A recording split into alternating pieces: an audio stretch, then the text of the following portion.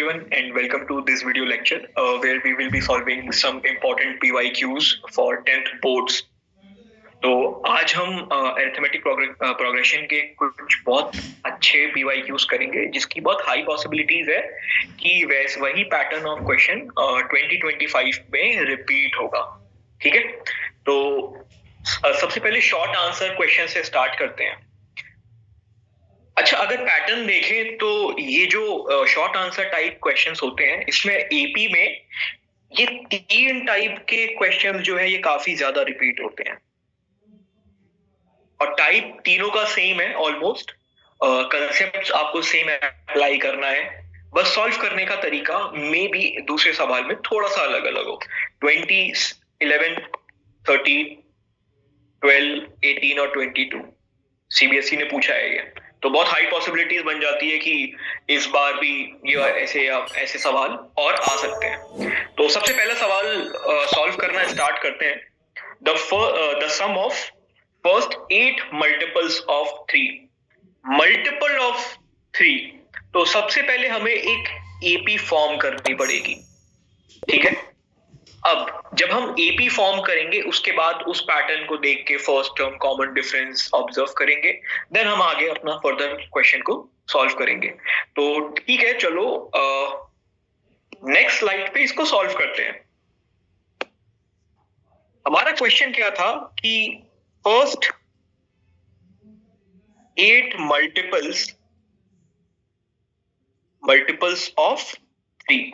अगर हम AP form करेंगे तो एपी कैसे दिखेगी? First multiple of 3 is 3 itself. Second multiple of 3 is 6. Then after that 9. इसी तरह से 8 मल्टीपल्स करने हैं. इसका मतलब जो लास्ट टर्म होगी एपी का वो होगा 8 मल्टीप्लाई बाई 3. तो 8 मल्टीप्लाई बाई 3 इज बेसिकली 24. तो हमारा पैटर्न क्या हुआ? 3, 6 and further more and last term is 24. तो ये जो एपी है हमारे पास, हमें इसमें कितनी नंबर ऑफ टर्म्स है, नंबर ऑफ टर्म्स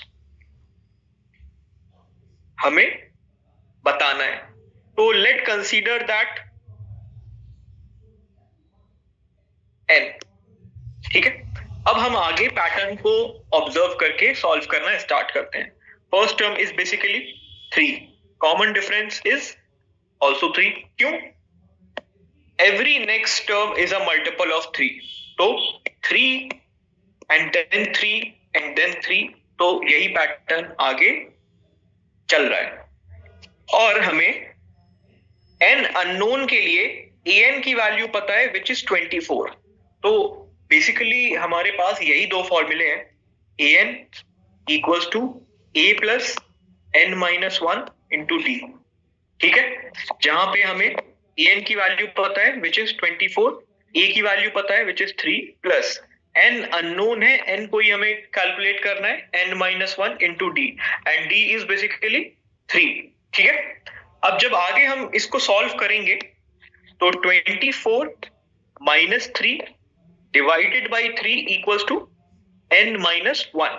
सबसे पहले हमने 3 को लेफ्ट साइड पे शिफ्ट करा, देन हमने पूरी लेफ्ट साइड को 3 से डिवाइड कर दिया, उसके बाद which is equals to n minus 1. तो अगर हम अपनी लेफ्ट हैंड साइड को सॉल्व करेंगे तो ये हो जाएगा 7 इक्वल्स टू n माइनस 1. यहां से नंबर ऑफ टर्न हमें पता चल गया कितनी है, 8 है. अब ये जो क्वेश्चन था ये 20, 11, 12, 13 मल्टीपल टाइम्स ऐसे सवाल पूछे गए हैं और ये शॉर्ट आंसर टाइप क्वेश्चन है. मतलब 2 नंबर में जो सवाल आएगा एपी का, इस बार भी फॉर श्योर 2 नंबर में जो सवाल आएगा वो इसी पैटर्न पे बेस्ड होगा. ठीक है, एक सवाल और करते हैं आगे सॉल्व. नेक्स्ट क्वेश्चन क्या था हमारा? नेक्स्ट क्वेश्चन जो था एक बार देख लेते हैं प्रीवियस स्लाइड पे.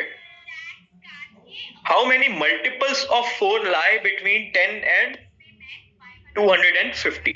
चलो सॉल्व करके देखते हैं. Multiples of 4 lie between 10 and 250। तो इन दो नंबर्स के बीच में जितने भी 4 के मल्टीपल्स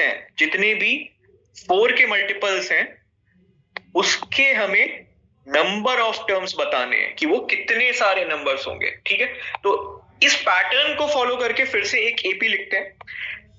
जस्ट आफ्टर 10 एक नंबर हमें ऐसा गेस करना है जो मल्टीपल ऑफ 4 हो, और वो सबसे पहला नंबर होगा 12। After 12 it is 16, and after 16 it is 20 and so on। अब हमें लास्ट नंबर को देखना है, तो कैसे पता चलेगा कि वो सबसे बड़ा नंबर जो 250 से छोटा हो और मल्टीपल ऑफ 4 हो? सबसे अच्छा तरीका है आप लास्ट नंबर को, जो भी मल्टीपल आपको निकालना है, उस नंबर से डिवाइड कर दो। डिवाइड करने के बाद ये जो नंबर आएगा 4 divide 250, it is 62.25 I guess. नहीं फर्क पड़ता वो परफेक्ट नंबर क्या है, बस हम ये पैटर्न को देख रहे हैं। यहां पे हम ये 62 को देखते हैं, तो 4 को अगर 62 से मल्टीप्लाई करते हैं तो क्या आएगा? इंटीजर में कन्वर्ट करने के बाद डिवीजन को ये आएगा 248। तो ऐसा सबसे बड़ा नंबर जो 250 से जस्ट छोटा हो और मल्टीपल ऑफ 4 हो, वो क्या है? 248। तो हमारे पास जो एपी है वो ये है। अब इस टर्म में, इस एपी में first term is 12, common difference is 4, and for n unknown an equals to 248। ठीक है, अब हमें क्या करना है? हमें n की वैल्यू बतानी है। ठीक है, सेम क्वेश्चन है, सेम पैटर्न है, वही फॉर्मूला यूज करेंगे। an equals to a plus n minus 1 into d, जहां पे a हमारा फर्स्ट टर्म है और d हमारा कॉमन डिफरेंस है। अब वैल्यूज पुट करते हैं और अननोन वैल्यू को कंप्यूट करते हैं। an is 248 equals to 12 plus n minus 1 into d, and d is basically 4। ठीक है, अब आगे सॉल्व करते हैं इस इक्वेशन को। 248 minus 12 divided by 4 equals to n minus 1। अब ये कैसे आया? लेफ्ट साइड पे हमने 12 को शिफ्ट कर दिया है, तो वो नेगेटिव साइन के साथ शिफ्ट हुआ है। आफ्टर दैट हमने 4 से पूरी लेफ्ट साइड को डिवाइड कर +1। ठीक है, अब इस इक्वेशन को आगे फर्दर सॉल्व करते हैं, तो क्या आएगा? 236 divided by 4 equals to n minus 1। यहां से अगर हम 256 डिवाइडेड बाई 4 को कंप्यूट करेंगे तो which is 59, which is equals to n minus 1। यहां से अगर हम n की वैल्यू कंप्यूट करते हैं तो वो कितनी आएगी? 60। यही आपका फाइनल आंसर है। तो एक बार फिर से देख लेते हैं, हमें क्या करना था? हमें मल्टीपल्स ऑफ 4 कितने लाए कर रहे हैं 10 और 250 के बीच में, वो बताना था। तो सबसे पहले हमने मल्टीपल ऑफ 4 सारे देखना स्टार्ट करें कि 10 और 250 के बीच में वो पैटर्न कैसा दिखाई देगा। अब क्योंकि हर नेक्स्ट टर्म में 4 का डिफरेंस है, तो दैट मीन्स कि ये एक एपी है। तो एपी का हमने जर्नल टर्म वाला जो फॉर्मूला है हमारा, वो यूज करा है यहां पे। उसके बाद हमने बस n की वैल्यू को कैलकुलेट करा है। ठीक है, बस आपको अगर आपको ये पता है तो आप बहुत आसानी से सॉल्व कर सकते हैं। ठीक है, एक बार फिर से लास्ट स्लाइड पे लास्ट वाला क्वेश्चन देखते हैं और फिर उसे कैसे सॉल्व करना है वो भी देखते हैं। वो बहुत इंटरेस्टिंग क्वेश्चन है।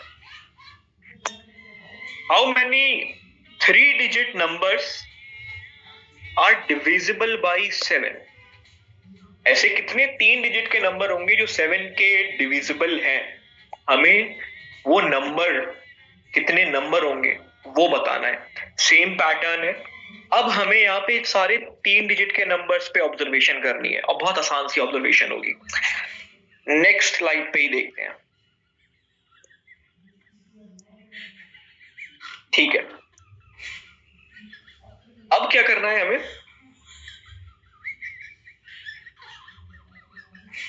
थर्ड क्वेश्चन, वो सारे 3 डिजिट के नंबर्स जो 7 के मल्टीपल्स हैं। तो एक बार देखते हैं कि 3 डिजिट के नंबर स्टार्ट कहां पे होते हैं और एंड कहां पे करते हैं। 100 is the smallest 3-digit number and 999 is the largest 3-digit number. Right after 100 हमें एक ऐसा नंबर गेस करना है जो 7 का मल्टीपल हो, and that is very easy, which is 105. ठीक है, आफ्टर नेक्स्ट इट इज 112, आप 7 ऐड कर दो, आफ्टर 112 अगेन 7 ऐड कर दो। ठीक है, तो ये पैटर्न हमें कहां तक कंटिन्यू रखना है?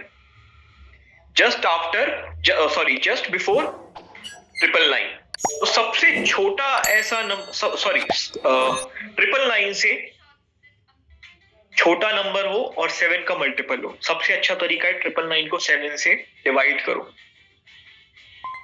अभी देखेंगे कि हम डिवाइड कर क्यों रहे हैं। जब हम डिवाइड करेंगे तो क्या आएगा? 1 4 2 पॉइंट आगे समथिंग। तो अगर हमें 142 पॉइंट समथिंग है तो इसको राउंड ऑफ करेंगे तो इंटीजर क्या होगा? 142। इसी को 7 से मल्टीप्लाई करें अगर 14 9 एंड 9, तो 994 is the largest 3-digit number which is a multiple of 7। ठीक है, तो अब यहां से अगर हम एपी को लिखेंगे तो वो एपी होगी कैसी, लिख के देखते हैं। एपी क्या हो जाएगी हमारी? 105 is the first term of our AP, 112 is the next term and so on, और लास्ट टर्म क्या होगी? 994। ठीक है, अब यहाँ पे हम एक बार देखते हैं चेक करके। फर्स्ट टर्म क्या हो जाएगा? 105। कॉमन डिफरेंस क्या हो जाएगा? 7, as the AP is a multiple of 7, तो कॉमन डिफरेंस भी 7 होगा। For a unknown an equals to 994। अब हमें n की वैल्यू कंप्यूट करनी है। सेम वही formula, an equals to a plus n minus 1 into d। यहां से अगर हम सारी वैल्यूज को पुट करें तो an is 994 equals to first term which is 8, 105 plus n minus 1 multiply with 7। तो एक बार 105 को राइट साइड पे वही फिर से शिफ्ट करेंगे, सॉरी लेफ्ट साइड पे, तो 105 शिफ्ट होगा नेगेटिव साइन के साथ, फिर वही 7 से डिवाइड होगा which is n minus 1। अब इसको सॉल्व कर लें अगर हम तो हमारा फाइनल आंसर मिल जाएगा हमें। 994 minus 105 I guess is 9, 8 and 7।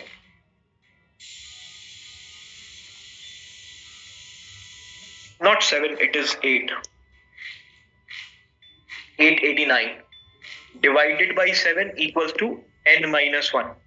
अब 889 को आप 7 से डिवाइड करो, करके देखते हैं। 1 2 and it is 4, तो 127। यहां से n की वैल्यू को कंप्यूट करेंगे तो वो कितना हो जाएगा? 128। ऐसे 128 नंबर्स होंगे जो 3 डिजिट के सारे नंबर्स हैं और सब के सब 7 के मल्टीपल्स हैं। तो यही आपका फाइनल आंसर है। ठीक है, हर एक सवाल सेम पैटर्न का है, सेम टाइपोलॉजी ऑफ क्वेश्चन है। हर एक में एपी फॉर्म करने का तरीका अलग अलग था और पिछले 5 साल या 6 बार सीबीएसई ऐसे क्वेश्चंस को रिपीट कर चुका है। ठीक है, तो ऐसे कंसेप्ट आप पढ़ के जाओ, बहुत ज्यादा इंपॉर्टेंट है आपके लिए। ठीक है,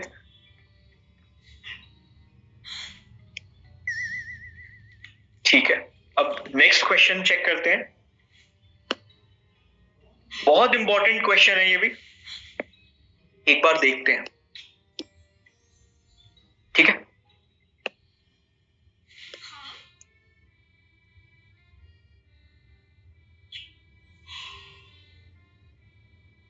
सवाल रीड करते हैं।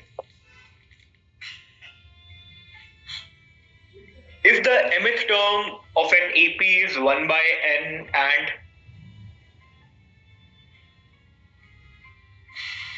nth term is 1 by n, and then show that mnth term is 1. ठीक है, चलो लिखना स्टार्ट करते हैं. सबसे पहले जो भी गिवन है पहले वो लिखना स्टार्ट करते हैं. मैं स्लाइड का कलर चेंज कर देता हूं. गिवन क्या है? mth टर्म क्या हो जाएगी? am, which is mth term, which is equals to 1 by n. nth term हमारी क्या है? nth टर्म हमारी क्या है? 1 by m. इसी को मैथमेटिकली एक बार लिख के देखते हैं. a plus m minus 1 into d is am. बस हमें वही पुराना फॉर्मूला यूज करना है और इसकी वैल्यू क्या है? 1 by n. जो सेकंड गिवन कंडीशन है उसको मैथमेटिकली एक बार लिख के देखते हैं. a plus n minus 1 into d equals to 1 by m. ठीक है, ये दो इक्वेशंस को अब हम यूज करेंगे अपनी एक्चुअल इक्वेशन जो हमें सॉल्व करनी है उसके लिए. तो एक्चुअल इक्वेशन क्या है? हमें mnth टर्म 1 के बराबर है ये शो करना है. तो बेसिकली हमें amn कैलकुलेट करना होगा. amn कैसे कैलकुलेट करेंगे? a plus mn minus 1 into d. ठीक है, अब इस इक्वेशन को आगे फर्दर सॉल्व करते हैं. अब इसके आगे हम सॉल्व करेंगे कैसे? क्वेश्चन तो यही है. अगर हमें d की वैल्यू पता चल जाए, a की वैल्यू पता चल जाए, तभी हम सॉल्व कर पाएंगे, वरना उसके पहले पॉसिबल नहीं है. ठीक है, तो ठीक है, जो भी हमारी गिवन इक्वेशंस हैं उनको यूज करके हम a और d की वैल्यू कैलकुलेट करेंगे. उसके बाद हम अपनी इक्वेशन a में, इक्वेशन कैपिटल A में सब्स्टिट्यूट करके amnth टर्म कैलकुलेट करके देखेंगे कि वो 1 के बराबर है या नहीं है. ठीक है, बहुत आसान सवाल है, लेकिन थोड़ा सा हमें ख्याल से करना होगा. a plus m minus 1 into d equals to 1 over m. Sorry, it's 1 over n. a plus n minus 1 into d equals to 1 over m. ये हमारी फर्स्ट इक्वेशन, ये हमारी सेकेंड इक्वेशन. दोनों इक्वेशन को साइमल्टेनियसली सॉल्व करके a और d की value को बहुत इजीली कंप्यूट करा जा सकता है. तो अब हम आगे वही करेंगे. ठीक है, चलो करना स्टार्ट करते हैं. अब यहां पे हम ऐसा कंसीडर कर लेते हैं a और d जो है हमारे वेरिएबल्स हैं. ठीक है, a और d हमारे वेरिएबल्स हैं. ये सब फोटोज हमारे अंदर के बच्चे के लिए एक वार्म हग है.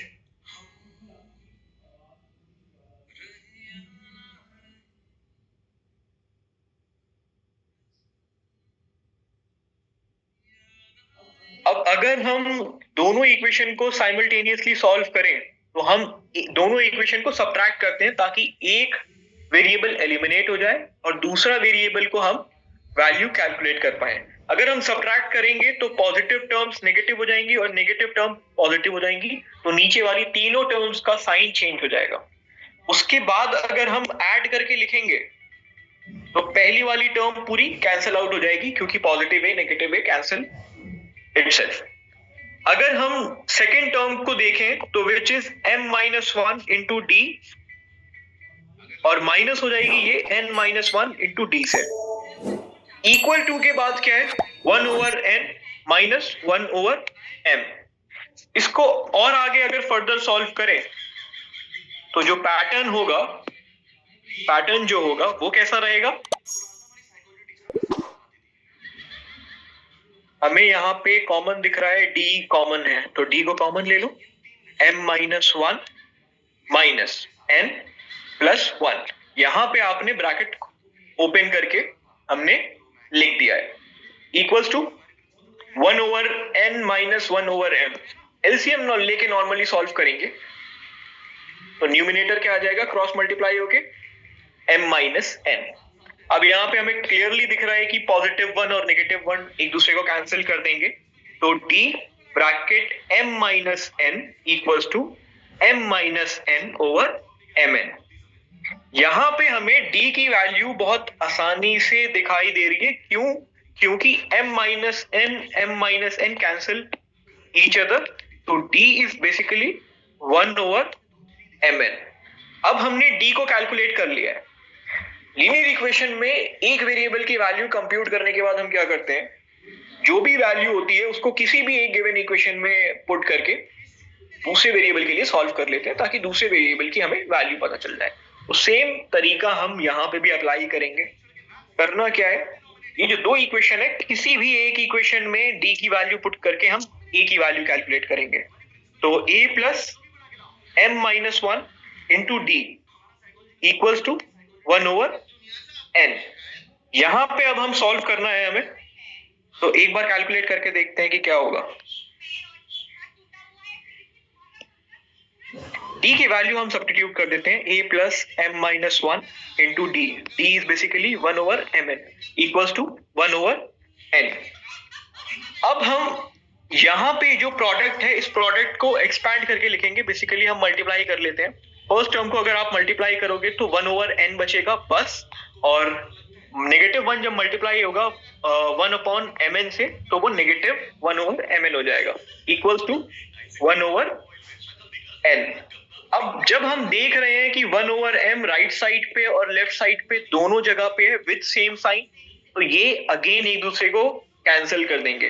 तो a इज बेसिकली 1/mn। अब हमें a की भी वैल्यू पता है और d की भी वैल्यू पता है। a और d की वैल्यू को यूज करके हमें कंप्यूट करना क्या करना था, हम वापस से ऊपर जाके देखते